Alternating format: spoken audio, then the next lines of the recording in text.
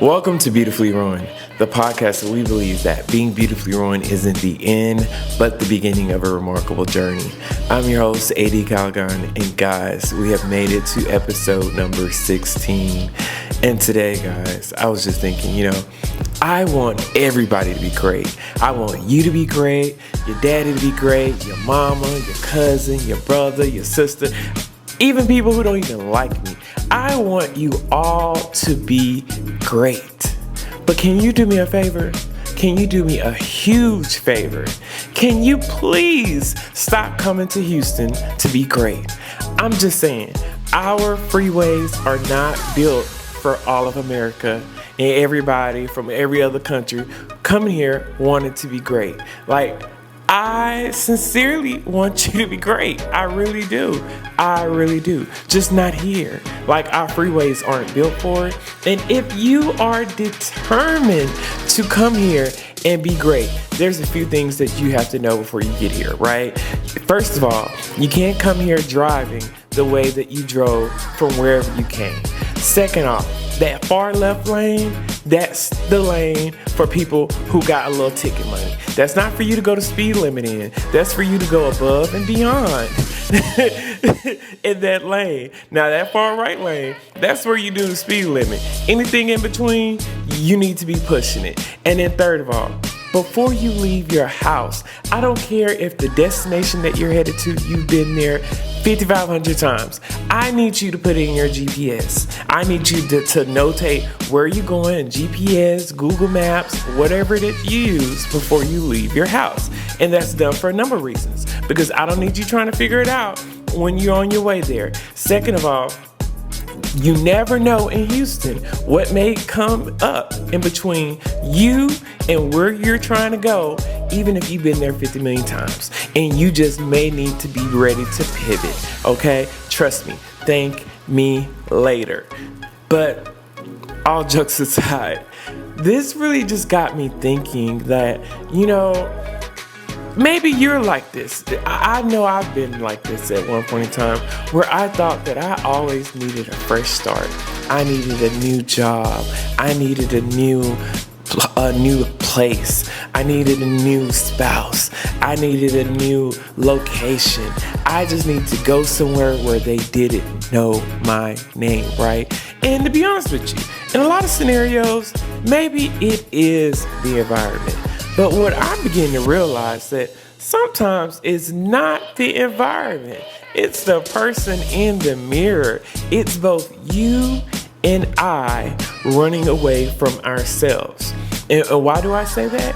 It's because if you stay in that relationship long enough, if you stay at that job long enough, if you stay in that city long enough, if you stay doing whatever you was doing long enough, them people will have figured you out.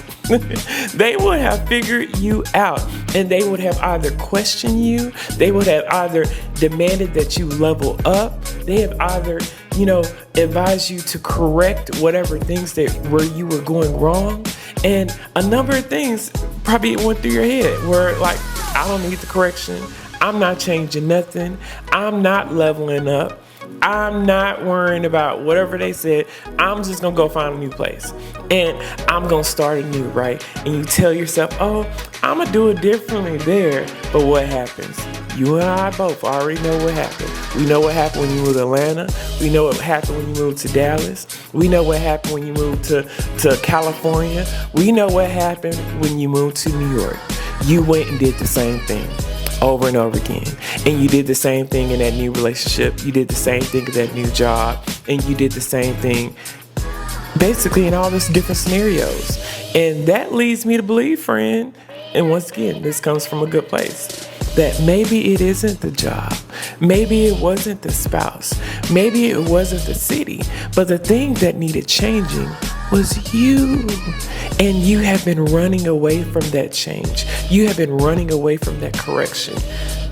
Partner after party, city after city, job after job.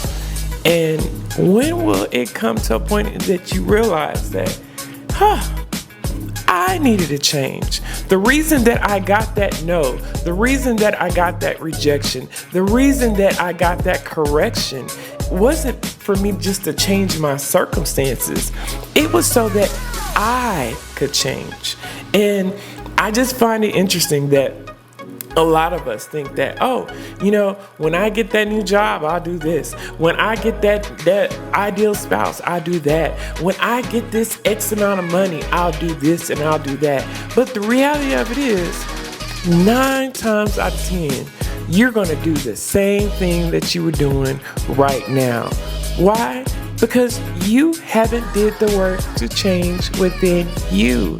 And you keep running away from scenarios that you think, that's a devil. That's the enemy. Those are odds. No, those are challenges that are being presented so that you will level up. Those are challenges that are making you sit in the mess that you've created for yourself. Sit in the ideas, in the ideology, in the ego, in the mess that you created. Not that job, not that spouse, not that city. And when you sit in it, when you learn from it, then you begin to change. And then you might find that I don't need to move to Houston and cause a whole bunch of traffic there. I don't need to go get another partner. I just need to become a better version of myself.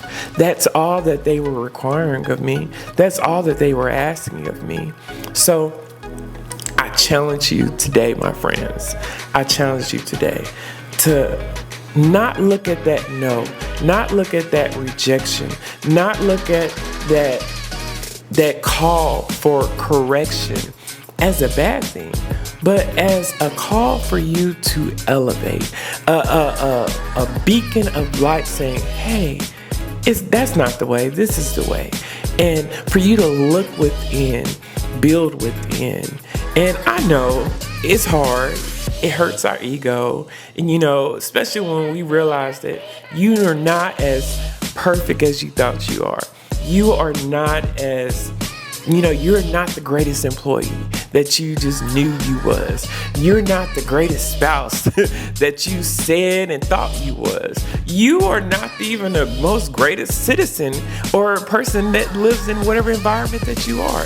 That there is room for growth. And trust me, we're always learning. We're always evolving. We're always getting better.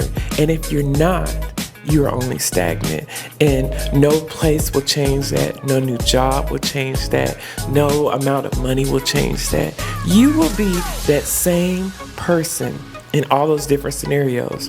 And if anything, you probably just end up contributing to other people's problem, other people's mess, and cause misery in other people's life because you refuse to change the very thing that you can change. And that's you. You and I. We are the only things that we can change. We really don't have control over anything else. And it's not the circumstances that needs to be changed. It's us. And once we change us, right, then the circumstances will follow.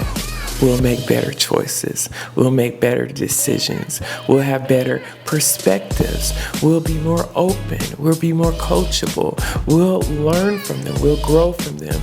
And we'll learn how to transmute that pain into beauty. So, once again, guys, you guys got it. We all got it. You don't need to move to Houston. You don't need to move to Atlanta. You just need to move your perception. You need to just be open to correction, direction. You may not even need a new spouse. You just need to become better, a version of who you are. Thank you. Have a great day.